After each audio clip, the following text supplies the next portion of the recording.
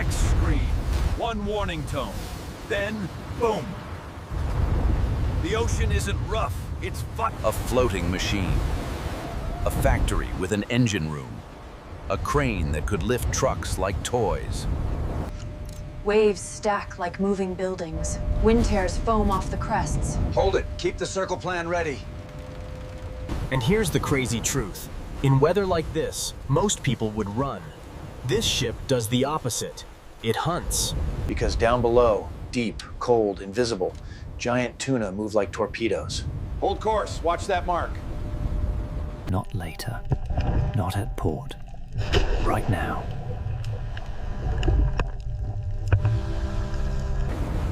And each kilo of the right fish can be worth thousands of dollars when it's handled perfectly. The net is ready. But first, we have to catch them. And with a purse Seine, catching them means one thing. We're gonna close the ocean. Deep, cold, invisible, and fast. The wall is up, now the bottom has to close before they dive out. The secret of premium tuna? It isn't luck. It's a ruthless rule. Giant tuna, the kind worth thousands per kilo. To lift that fish, we don't scoop, we crane. Wide shot, no land, only horizon. The surface looks empty, but the real ocean starts underneath. The air up here can feel warm, humid, salty. But below the surface, the ocean is layered like A warm skin on top, a cold wall underneath, a thermocline where temperature drops like a cliff. A tuna, long, thick, fast, muscle like cable, eyes like glass. Right on the edge, where bait gathers, where currents collide. A bigger shadow just slid under the school, and the ship above is lining up its circle. The birds are dipping, the water is changing, and the net is about to pour.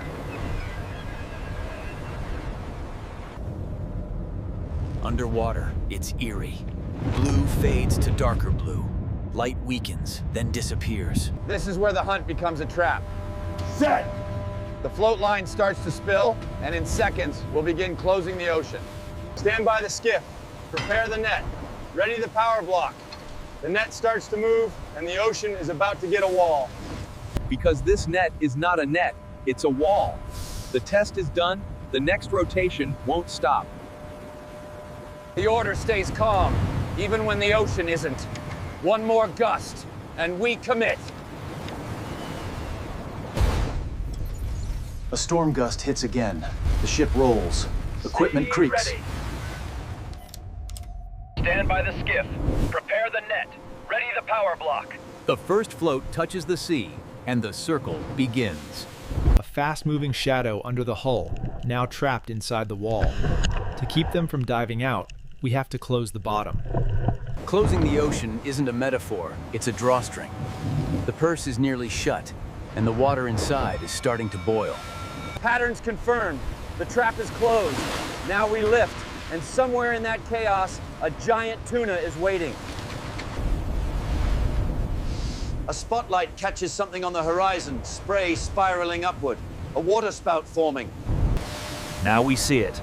The purse net, stacked in towering coils. Heavy floats along the top line like a chain of white moons. If the top draws the circle, the bottom decides who escapes. A lead line at the bottom, thick, sinking, relentless. And threaded through that bottom, the drawstring that seals the bag. Purse rings, metal circles, ready to cinch shut like a drawstring. When that capstan pulls for real, the ocean's exit disappears. The deck looks like an industrial site. The last piece to wake up is the machine that eats the net. It's a power block, a giant spinning pulley that hauls net like a beast chewing rope. When it starts for real, it won't stop until the circle is tight. Winches the size of cars. In a storm, one spike in tension can snap everything, so every pull is measured. You set a circle, and you close the bottom. The next inch forward becomes the first meter into the ocean. A skiff, small boat, huge responsibility. If the skiff slips, the circle breaks. You turn open ocean into a sealed bag. The first float is about to hit, and the circle begins. The ship turns into the wind. Floodlights cut through rain. The ocean heaves.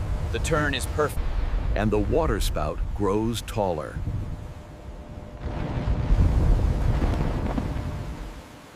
The captain doesn't stare. He calculates. Distance, direction, time. Set. Then, one sharp command. Set! The first float is about to hit, and the sea surges up to grab it. The net starts sliding overboard, and the sea surges, trying to yank it away. Small boat, huge responsibility. If the skiff loses tension for 1 second, the wall opens. You set a circle, then you close the bottom. When the purse tightens, the water inside will start boiling. Beautiful, terrifying, like the ocean trying to reach the sky. The circle is still closing, and the storm is closing. The skiff roars away, dragging the net end into position. If the skiff slips, the ring opens. Now the dangerous part begins.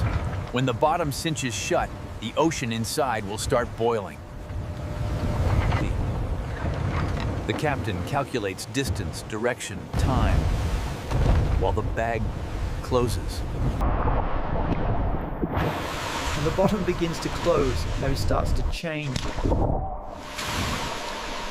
And somewhere under that cloud, something heavier is moving. This is the moment you can lose everything. One spike in tension, and the line becomes a weapon. If the line snaps, recoil can kill. And if the net twists, the ocean open again. A wave hits, the deck tilts, water floods across steel. Most crews would stop, but this ship keeps pulling. But the machines keep pulling. The ocean is being tied into a knot. And then the sonar shows something heavier inside the circle.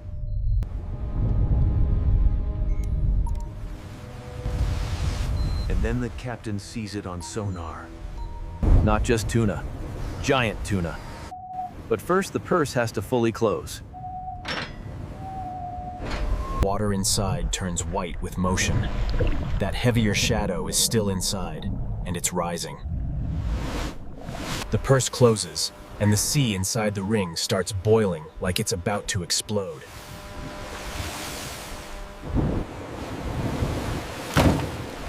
And now you hear a different sound, the heavy, hollow thump of big bodies hitting net. If this isn't gentle fishing, this is industrial scale capture. And a massive school can weigh hundreds of tons. Confirmed. The school size is accurate. A massive school can weigh hundreds of tons. The danger zone is everywhere. Minimal humans, maximum machine. But the sea is about to roll again. Industrial capture means industrial removal.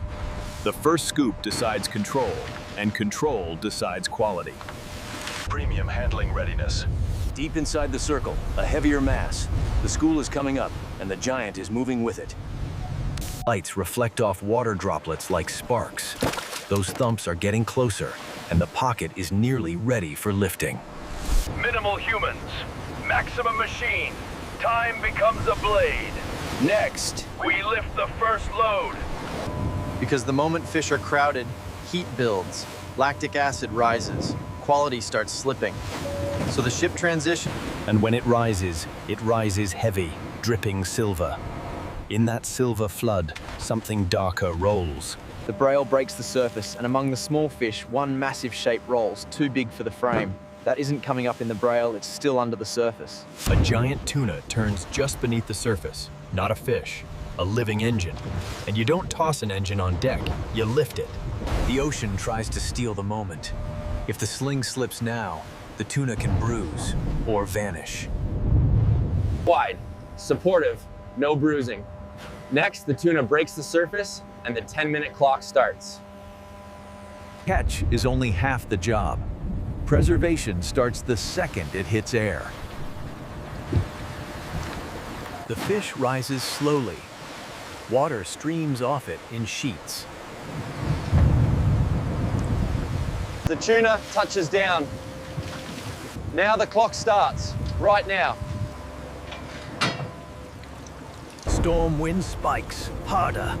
If the reading is wrong, the next decision is wrong. The deck is loud with controlled chaos.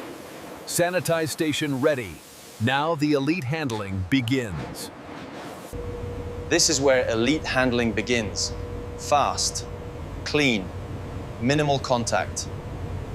Freedom value lives or dies in the first minutes after landing. The door is about to open, and warm air is the enemy.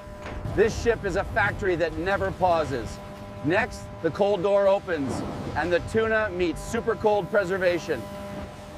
Step 1. Stabilize and protect the fish.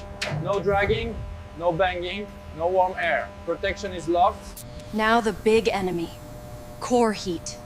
The probe is about to go in, and the number decides the next move. Tuna are built for speed. Their muscles hold warmth deep inside. And if the core stays warm, quality slips while you're still working. So the ship attacks the core temperature. Lesser operations can't. Now the tuna moves, not later.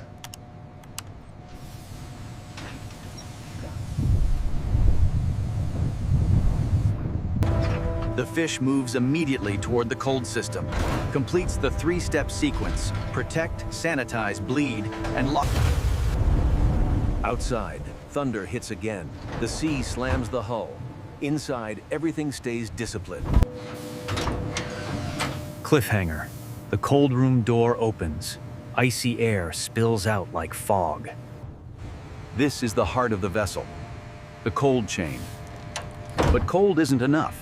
It has to be stable. Thick, insulated doors. Alarms ready to scream if temperatures drift.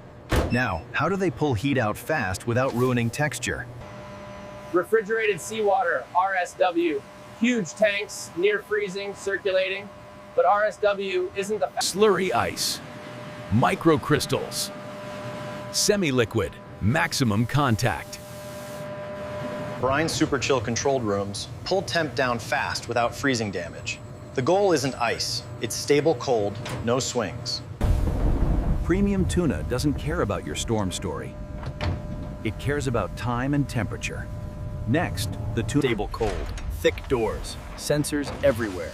When that door opens fully, you'll see how the ship stores millions of dollars in fish. Depending on the setup, RSW, slurry ice, Superchill, one rule stays: stable, cold. No door left open. No warm air flooding in.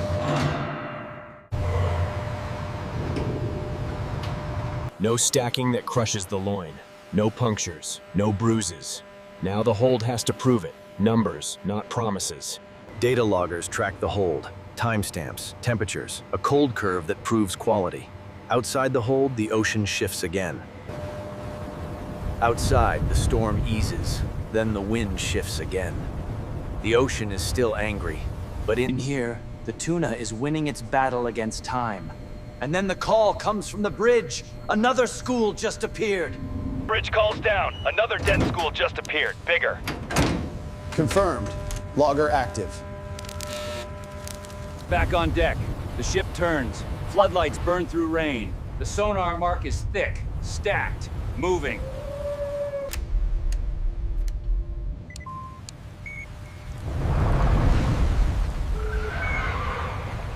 Birds gather in a screaming spiral above it. Set the net. Let's move. The captain commits. SET. SET. 2 workflows, 1 storm, and now the ocean closes again. Again the net pours out. Again the skiff grabs the end. Again the ship draws a giant circle. The net line snaps tight under tension. Winches groan.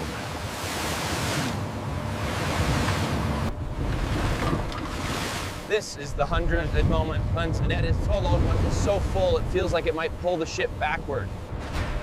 If the ship rolls wrong, the net can foul. If tension spikes, lines can part.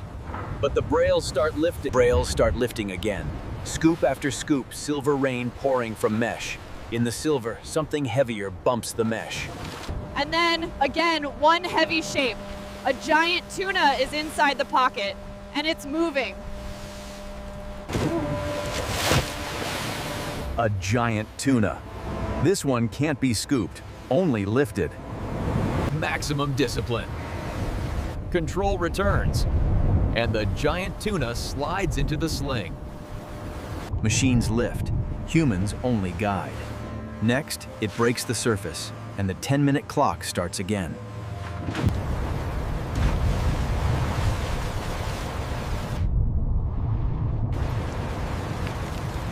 The crane steadies. Now it has to land, clean, without a single bang. The fish comes down. Now the clock starts. Microscopic mistakes decide thousands. Clean station reset. Water rinse. Drain clear. Then, rapid move into chilling. Not later, now. No photos, no celebration, because the market pays for proof. No wasted seconds. The market doesn't pay for a story. It pays for quality you can measure. Outside, the weather starts to loosen. Chaos becomes order, and the numbers stay stable if the doors stay shut. Cold rooms stay locked. Data stays stable.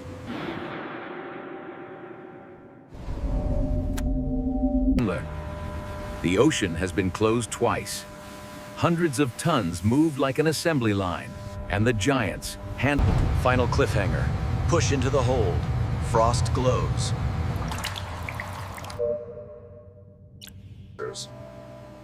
Do it right and you keep. Clean ocean aroma, bright stable color, firm texture, long shelf life. Do it wrong and quality slips immediately. Darkening flesh, off odors, soft texture, lower grade, lower price. Per scene and at massive scale. Crane lift for the giants, sanitized stations, fast bleeding, core temp checks, RS. Out there, storms are loud, waves are violent, water spouts are terrifying, but the real enemy doesn't scream. But the real enemy is silent. Time. And every machine on this ship exists to beat it.